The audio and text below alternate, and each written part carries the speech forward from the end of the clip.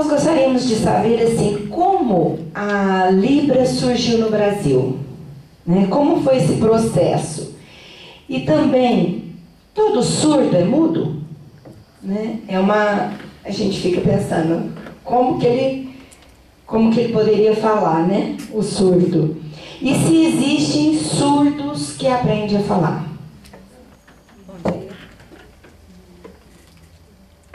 Bom dia, obrigada, agradeço pelo convite.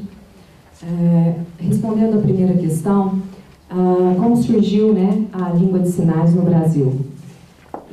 Já faz um bom tempo. Em 1857, foi oficial, teve o início oficial da língua de sinais no Brasil. Com a fundação do INES, o Instituto Nacional de Educação de Surdos. Dom Pedro II, em 1857, fundou o INES e assinou uma lei, 839, se eu não estou enganada, e teve início também, além da língua de sinais no Brasil, que é a forma de comunicação usada na educação de surdos dentro deste instituto. Um espaço dedicado à educação de surdos. Qual o interesse de Dom Pedro II em trazer, em fundar esta instituição no Brasil? Princesa Isabel tinha um filho surdo e era casada com um conde parcialmente surdo. Então o interesse surgiu na corte, por uma necessidade da corte. Então a educação de surdos, juntamente com a língua de sinais, ela teve início oficial no Brasil.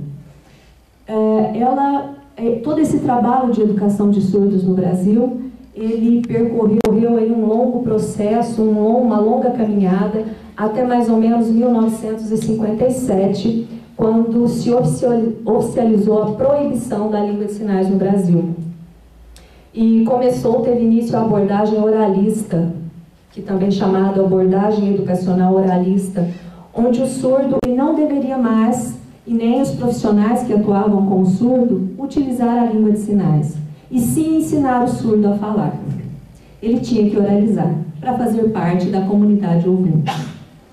E todo esse processo, ele também percorreu aí uma longa caminhada, até mais ou menos 1970, quando se percebeu o fracasso na escolarização dessas crianças em virtude da oralização e por não ser uma primeira língua, como disse a professora Heloísa, né? Não era a língua mãe, não era a língua natural, que trazia toda a significação daquele mundo, de todo o conhecimento que estava sendo oportunizado ao surdo.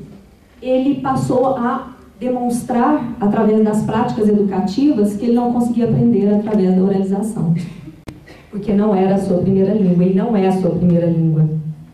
E aí, a partir de 1970, tem início a comunicação total, que é quando eles utilizam vários recursos visuais, também a leitura labial. O surdo tinha que fazer essa leitura labial, para poder entender alguns conceitos, para poder aprender alguns conceitos e até mesmo a estabelecer a comunicação.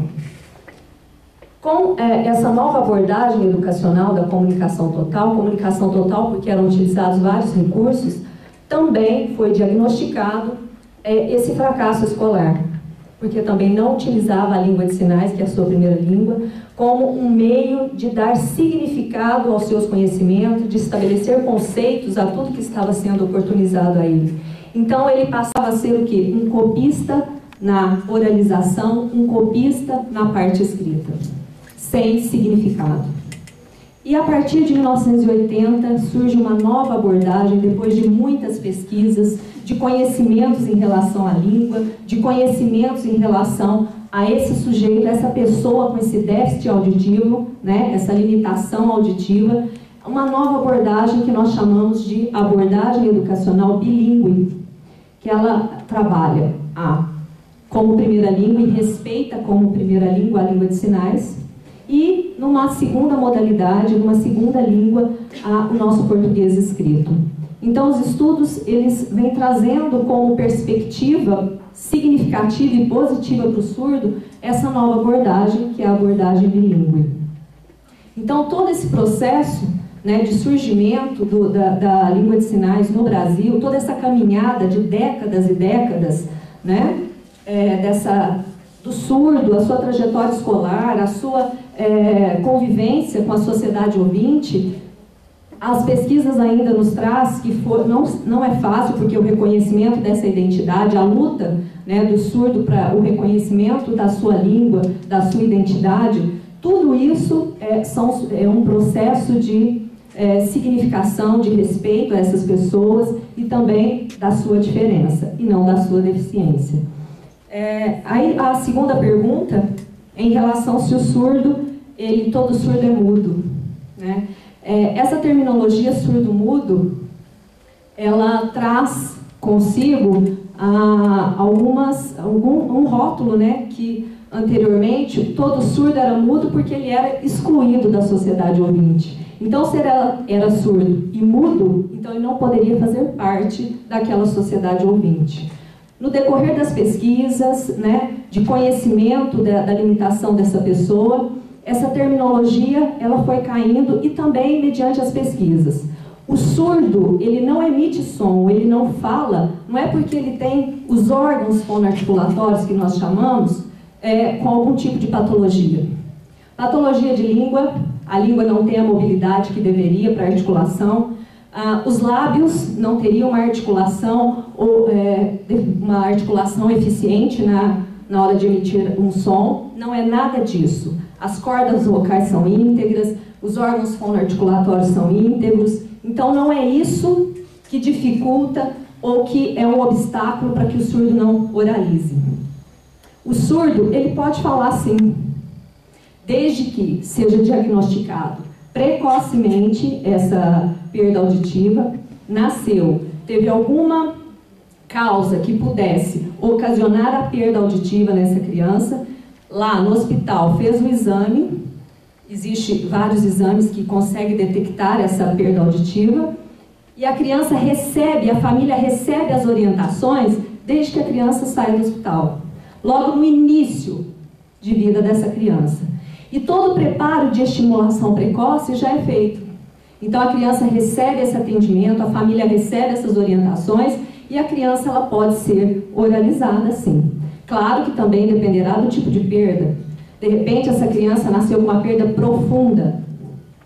Então, mediante essa perda profunda, são que as orientações são passadas à família, a estimulação é direcionada a essa criança e mediante a essa perda. De repente a criança tem uma perda moderada, um ouvido ela tem uma perda profunda e outro ouvido ela tem uma perda moderada. Então o resto auditivo que a criança ainda tem é que é trabalhado e nesse treinamento auditivo é que a criança consegue estabelecer a comunicação oral.